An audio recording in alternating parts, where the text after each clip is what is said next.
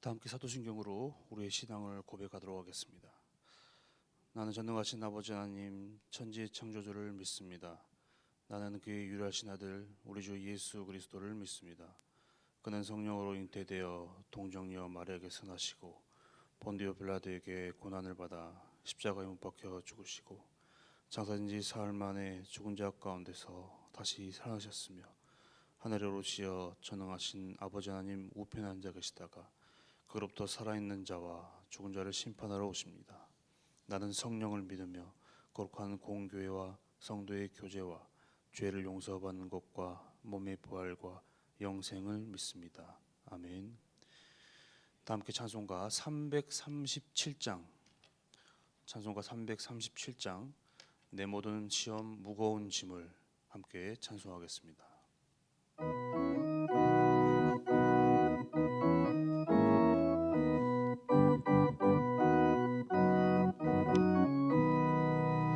내 모든 시험 무거운 짐을 주 예수 앞에 아뢰이며 근심에 쌓인 날 돌아보사 내 근심 모두 받으시네. 무거운 짐을 나 홀로 지고 견디다 못해 쓰러질 때 불쌍히 여겨 구원해 주리 은혜의 주님 오직 예수. 내 모든 괴로움 닥치는 환난 주 예수 앞에 아뢰이며 주께서 친히 날 구해 주사 넓으신 사랑 베푸시네. 무거운 짐을 나 홀로 지고 견디다 못해 쓰러질 때 불쌍히 여겨 구원해 주리 은혜의 주님 오직 예수. 내 짐이 점점 무거워질 때 주 예수 앞에 아뢰이며 주께서 친히 날 구해 주사 내 대신 짐을 져주시네. 무거운 짐을 나 홀로 지고 견디다 못해 쓰러질 때 불쌍히 여겨 구원해 주리 은혜의 주님 오직 예수. 마음의 시험 무서운 죄를 주 예수 앞에 아뢰이며 예수는 나의 능력이 되사 세상을 이길 힘 주시네. 무거운 짐을 나 홀로 지고 견디다 못해 쓰러질 때 불쌍히 여겨 구원해 주리 은혜의 주님 오직 예수. 아멘. 시간 함께 보실 하나님의 말씀은 하박국 1장 12절에서 17절의 말씀입니다. 제 성경 구약 1302페이지에 있는 하박국 1장 12절에서 17절의 말씀입니다.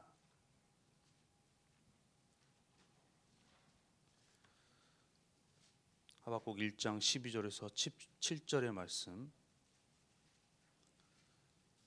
제 성경 1302페이지에 있습니다. 함께 교독으로 봉독하겠습니다. 선지자가 이르되 여호와 나의 하나님 나의 거룩한 이시여 주께서는 만세 전부터 계시지 아니하시니까 우리가 사망에 이르지 아니하리이다. 여호와여 주께서 심판하기 위하여 그들을 두셨나이다. 반석이시여 주께서 경계하기 위하여 그들을 세우셨나이다.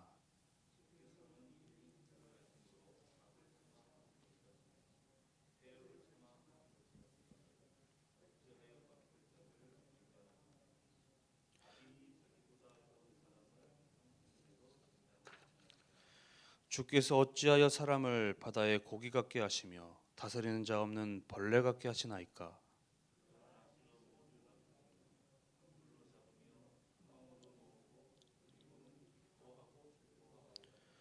그물에 제사하며 퉁 앞에 분향하오니 이는 그것을 입어 소득이 풍부하고 먹을 것이 풍성하게 됨이니이다. 그가 그물을 떨고는 계속하여 여러 나라를 물자비하게 멸망시키는 것이 옳으니까. 아멘. 네, 담임 목사님 어머니께서 몸이 좋지 않으셔서 갑작스럽게 이틀 동안 출타를 하시게 되었습니다. 이를 위해서 함께 중보해 주시면 감사하겠습니다.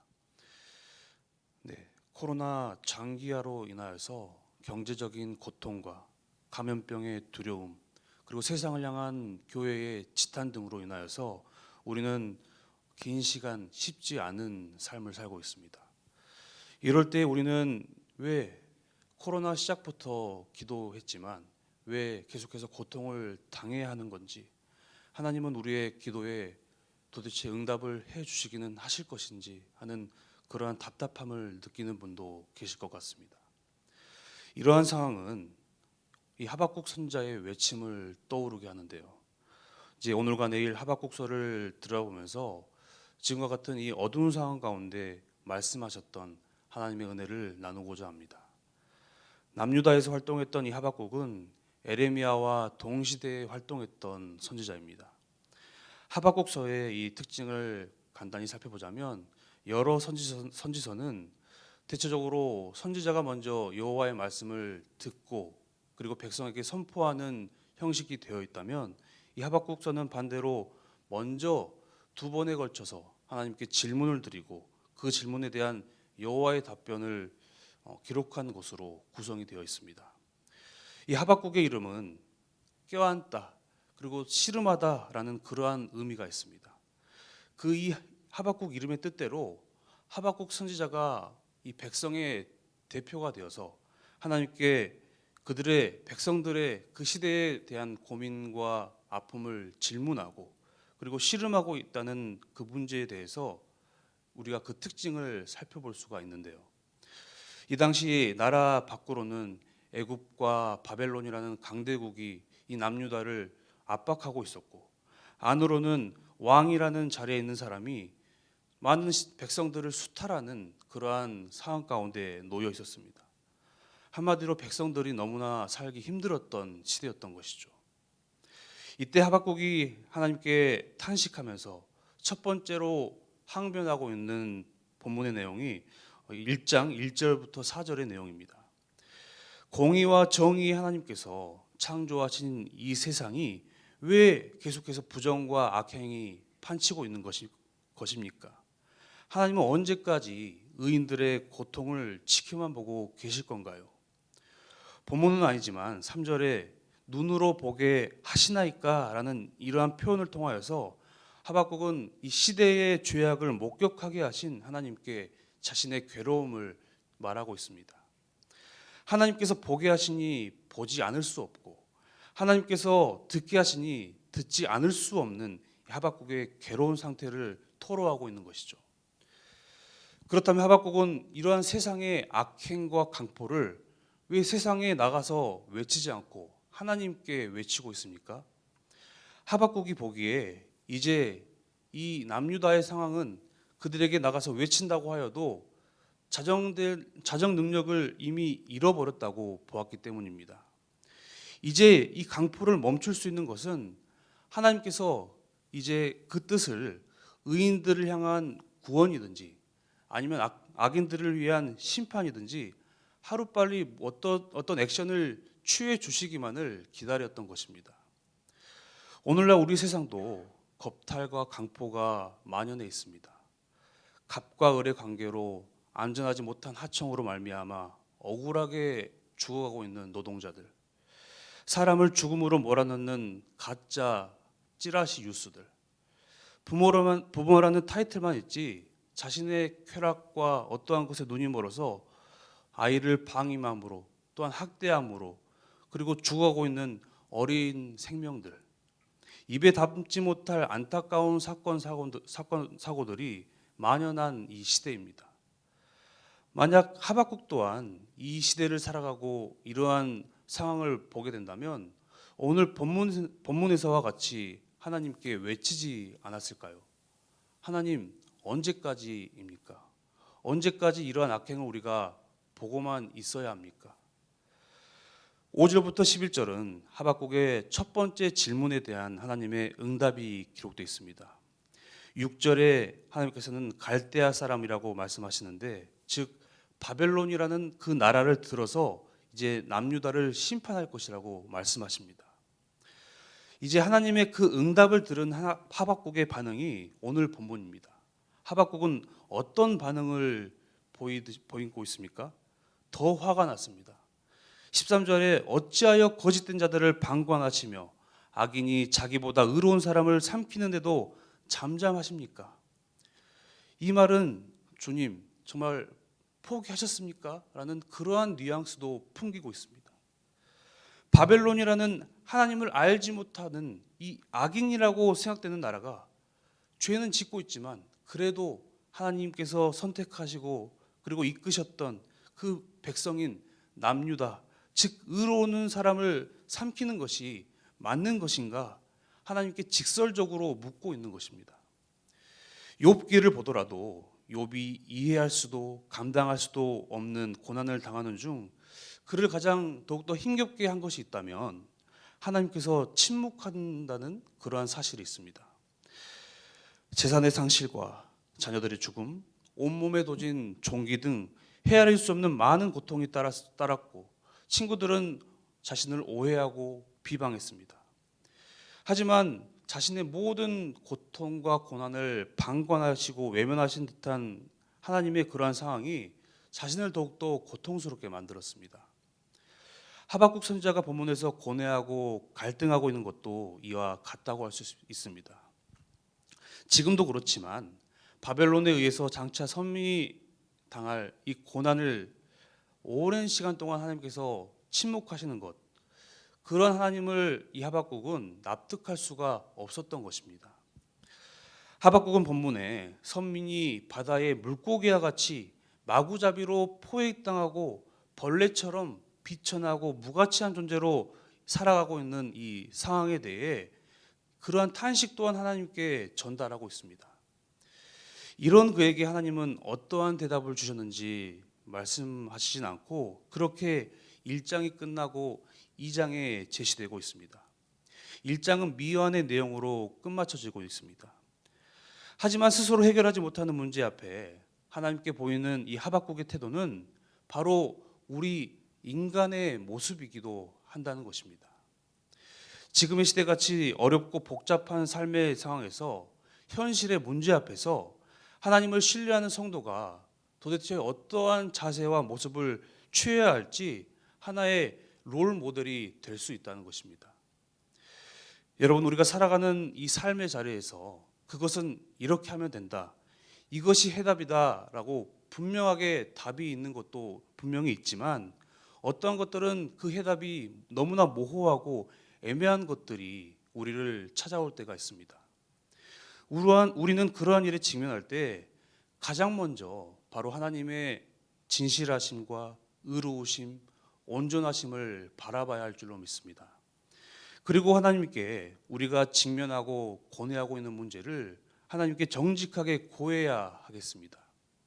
때로는 하박국처럼 정말 짜증나는 어투로 하나님께 탄원할 수도 있습니다. 이 탄원과 호소 자체도 바로 그 중심을 바라보면 하나님께 대한 깊은 신뢰가 없다면 불가능한 것이기 때문입니다. 그리고 하나님의 신실하심을 믿으며 믿음으로 또한 기다려야 합니다.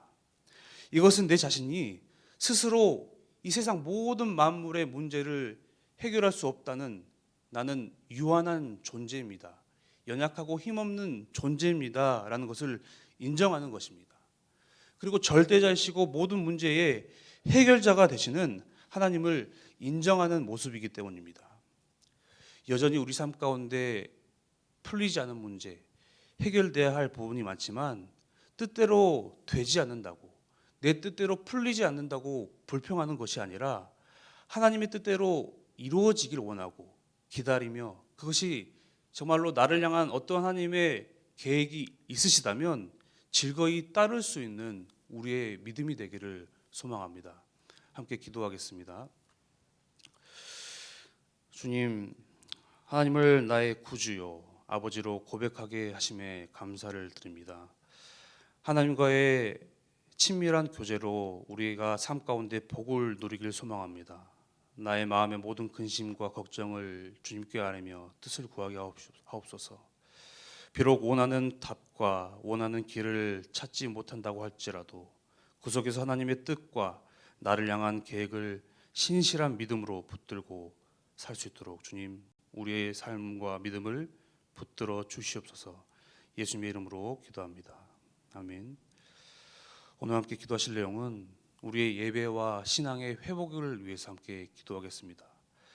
장기화되고 있는 이 코로나 시대 가운데 신앙의 회복 또한 우리가 이제 잊어버리고 무뎌짐으로 살고 있지는 않는지, 우리의 믿음 그리고 교회의 많은 성도들, 제가 상봉교회에 이제 온 지 3년이 돼가지만 한 번도 보지 못한 성도들도 많이 계십니다. 코로나가 제가 오고 나서 바로 시작되기 때문이죠. 따라서 그러한 분들을 기억하시면서 그들의 신앙 또한 지금 우리의 눈으로 보이진 않지만 주님 그들이 자신들의 믿음을 붙들고 싸우게 주님 인도하여 주시옵소서. 그래야 해서 우리 상봉교회가 주님께서 보시기에 정말 아름다운 믿음의 공동체가 될 수 있도록 주님 인도하여 주시옵소서. 또 한 가지 목사님을 위하여서 목사님 안전하게 출타하게 주님 인도하여 주시옵시고, 그리고 어머니의 건강과 그리고 이번 기회를 통하여서 성탄절부터 지금까지 쉼없이 달려오셨던 하나님께서 목사님께서 조금이나마 쉼을 얻을 수 있는 재충전의 시간이 될 수 있도록 주님 인도하여 주시옵소서라고 함께 기도로서 나아가겠습니다. 함께 기도하겠습니다. 사랑과 는 주님, 우리를 자녀 삼아 주시고 우리를 상봉교회의 성도로 불러주심에 감사를 드립니다. 주님, 우리의 신앙과 우리의 믿음이 지금 어디를 향해 달려가고 있습니까? 긴 코로나 시대로 인하여서 우리의 믿음이 정말 흔들리고 이제는 끝을 알 수 없는 바닥으로 떨어지고 자신의 신앙조차 가늠할 수 없는 그 정도에까지 이르진 않았는지요. 아버지요, 그러한 무뎌짐에서 우리를 건져내 주시옵소서. 온전한 믿음과 신앙인으로서 다시 한번 주님께서 보시는 그 은혜로 말미암아 주님을 향한 우리 첫사랑이 회복될 수 있도록, 우리의 믿음이 회복될 수 있도록 주님 인도하여 주시옵소서. 그래서 정말 어떠한 상황과 환경 속에서도 주님만 온전히 바라볼 수 있는 우리의 삶이 될 수 있도록 주님 인도하여 주시옵소서. 주님, 우리 사랑하는 목사님을 위해서 기도합니다. 아버지, 어머니의 아버지 아픔으로 말미암아